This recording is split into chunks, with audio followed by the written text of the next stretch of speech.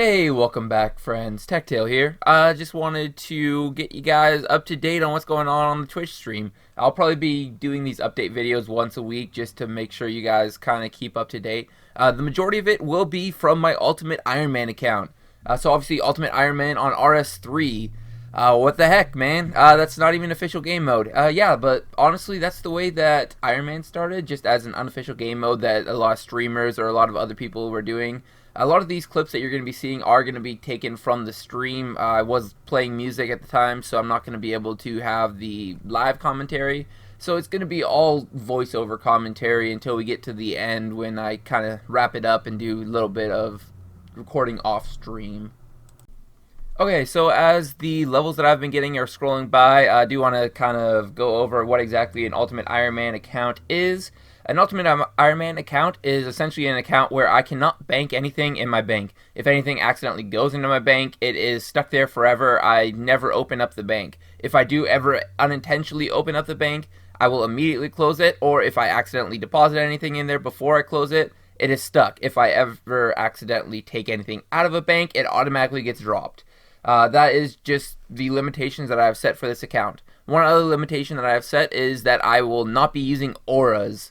That's just, I just don't like auras, honestly. I will be avoiding them as much as possible. I don't think that there's a single use for an aura that I am going to have, so I just will not be using them. It's just kind of trying to get around part of the game that I don't really like, whole aura escape and everything. I will obviously be doing daily challenges and other dailies like that, but no auras. So obviously I was progressing through a decent amount of levels. I will be kind of highlighting every single level 20, level 10, level 30 that I hit up until about level 50. Then I'll probably start doing every 5 levels, but I didn't get anywhere close to that in this episode. So first thing I did was I went to Dungeoneering because Dungeoneering is going to be the hardest thing to do on this account. Essentially, Dungeoneering is going to be the pain point because every single time you go into Dungeoneering, you have to drop everything that you have. I don't see a way around that. The only way around that is going to be going to death, intentionally dying with a skull. So I'm going to have to go get a skull, intentionally die, lose all my items, and then just hold the items in death, I believe, for 24 hours so I can train up Dungeoneering for 1 day. And then I have to pay him tons and tons of coins to get everything that I had back. Doesn't feel super great to do that. So we went to Dungeoneering and got a little bit of Dungeoneering done. But it kind of got to a point where I needed a couple of levels before I could actually do anything. I need some fletching levels so I can make better staves. I am going to be training up majority magic in Dungeoneering just so that I can get up to the high level alch before I actually get out into the main world proper. So I trained up Dungeoneering into fletching. I did a little bit of fletching. I just went to Berthorpe and collected some money as well because fletching, when you sell the bows to a general store, they actually give you a decent amount of GP. So I went and got trees, got the flax, spun the flax. So I got some crafting levels in the meantime while I was doing that as well. So that was pretty nice. And that was kind of the end of stream day number 1. Did choose to pay for membership in between those 2 days because I was already hitting a couple of walls where I wanted to get some Herblore levels as well as a couple other levels when I get back to Dungeoneering. And I did have to get to level 3 Herblore before I could do any Herblore in Dungeoneering. And I think that's going to be the easiest way of actually getting some of the early levels. Otherwise, I had to just farm out Guams and a couple of the other lower level herbs.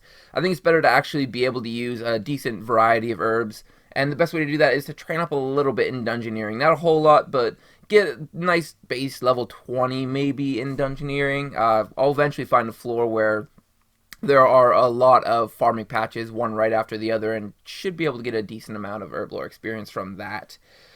But once I got fletching and crafting done, and on day 2, I decided that I wanted to do some prayer because I remember that Nexus was a pretty good method of getting some prayer levels. I think you get up to like level 43. But honestly, it's a lot of AFKing and a lot of boring prayer training, so I decided to jump over to agility for a little bit. I also decided to do some god statues. That wasn't the best decision in the world. I thought that the god statues were a set amount of experience, but it actually looks like they are an XP lamp worth, so it would have been better for me to wait and do them at a different time. but I did get like up to level 9, I believe, construction, and a couple of prayer levels in the process as well. So that's pretty nice there. But I also, while I was running around, I was starting to run out of run energy. So I trained up a little bit of agility. I think I got to level 10 in Burthorpe. And then it was just when I was getting to a lodestone, it was not too much of a time waste because I was already out of run energy. Just to teleport back to Burthorpe, run around the Burthorpe agility course a couple times, and then teleport back to the lodestone I just unlocked. Because I was going to Yanil for one of the god statues. So I got level 10 agility there. Went back, did a little bit more prayer training. It was still way too slow, especially for a stream. There was just nothing really to talk about while I was doing it. So I trained up a little bit of agility at the spring fair. That was actually a pretty decent experience for such a low level account. So that was pretty nice there. And then I was about at the time when I was supposed to finish up the stream, but I decided to do a couple quests as a little bonus. Did do, I think, 3 different quests. So that's one of the things that I want to keep kind of on my priority list, is to make sure I'm doing quests as I go along, because I know there are a couple quests where you have to drop everything and have nothing in your inventory as well. So we're going to want to try to get around that before we actually start getting any of the decent equipment for Slayer, or some of the things like magic logs that are going to take a while before we actually have the levels, or fletching levels to make. Also, we're kind of want to save some of the magic logs for invention.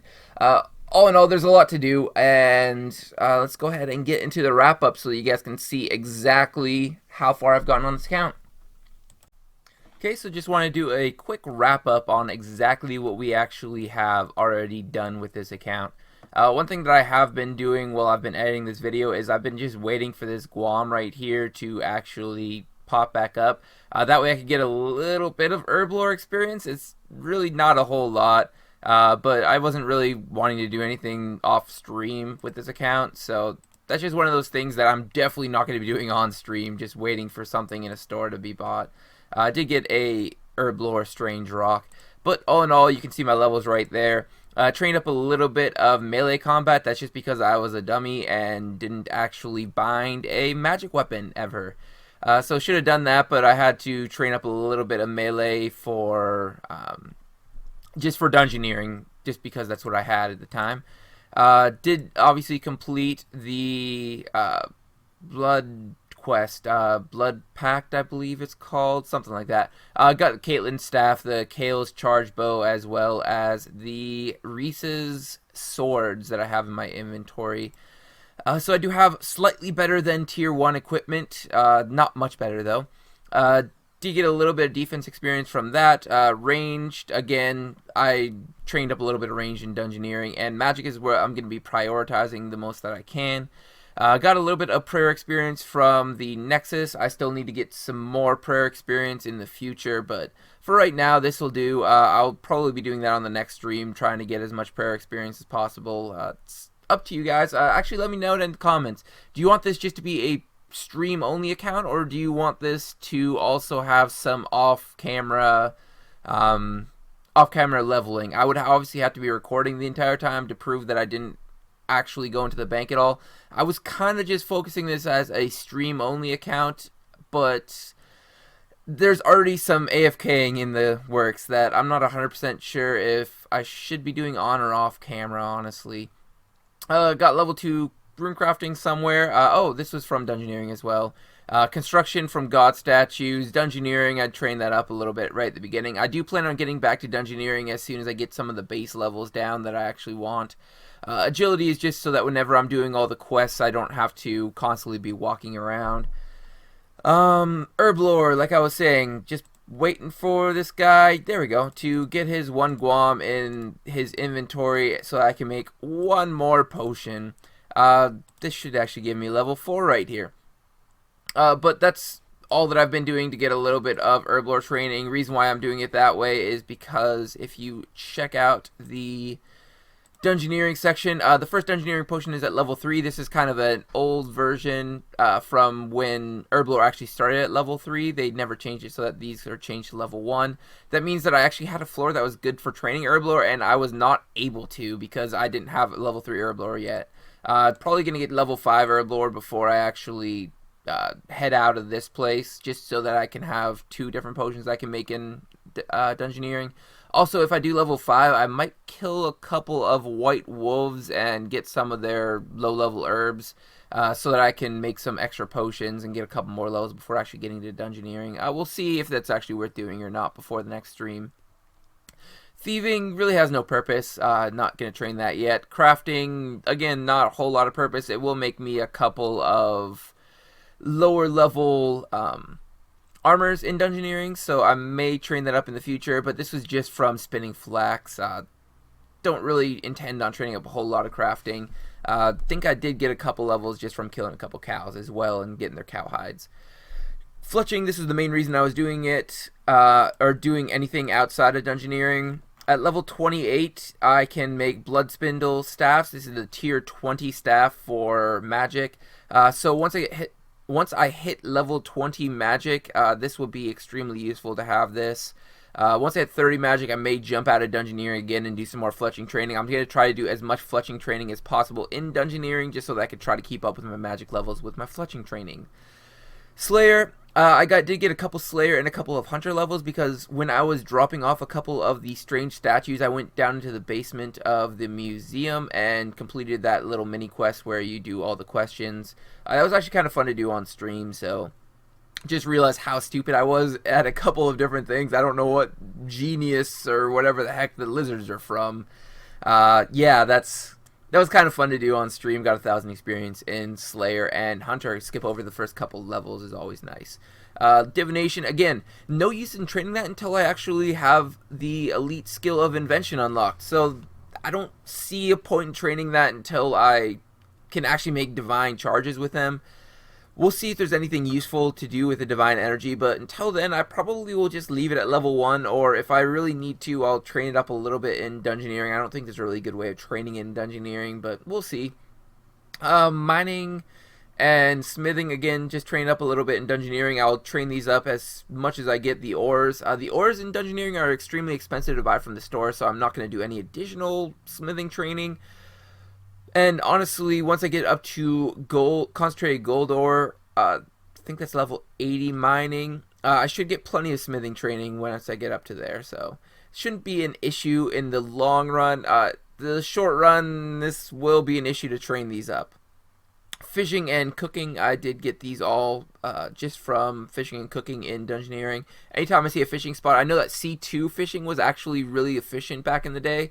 So I figured that it's probably useful to just fish up anything that I see. It's probably worth it. Probably the top 2 tier fish that I could actually fish. And anyway, that gives me a little bit of food for Dungeoneering, so I'm not ever going to die in Dungeoneering, which is nice. And cooking is also going to be trained just in correlation with my fishing. Fire making, I do that whenever I have a tiny bit of extra money in Dungeoneering, or if I have a couple extra logs from wood cutting. I don't think there's a whole lot of use of keeping up with my woodcutting level, with my fire making level. I think it's much more important to keep up my fletching level. We'll see in the future if that's going to bite me in the butt or not. Farming, I think that I've just been farming some potatoes as well as all that flax that I've been picking. It actually gives a decent amount of farming experience over the long run. This is going to be difficult to train on the Ultimate Ironman account, so I'm going to get any minor amounts of farming experience that I possibly can.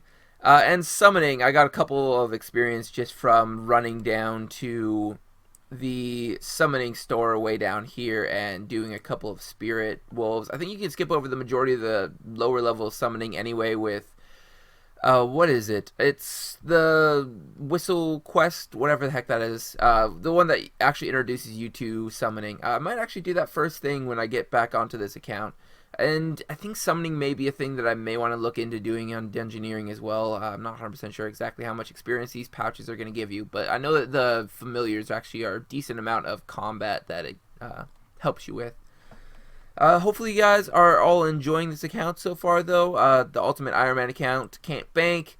Everything stays in my inventory. Anything that goes into the bank stays in the bank. Strange rocks apparently are becoming a major issue that I didn't even think about, so I'm going to have to train up a lot of Herblore before I get the second strange rock. I don't know if I'm going to just drop it or not. It may be worth just dropping, and when I actually start training up Herblore, I'll get plenty of strange rocks. If you guys do enjoy, though, make sure you hit that like button down below. If you want to see it live, the twitch.tv account is on the bottom right of your screen, so go ahead and check that out. Also, make sure you subscribe to my YouTube channel. That way you can see all the updates in case you do miss any of the Twitch account or Twitch live streams. As always, though, have a good one.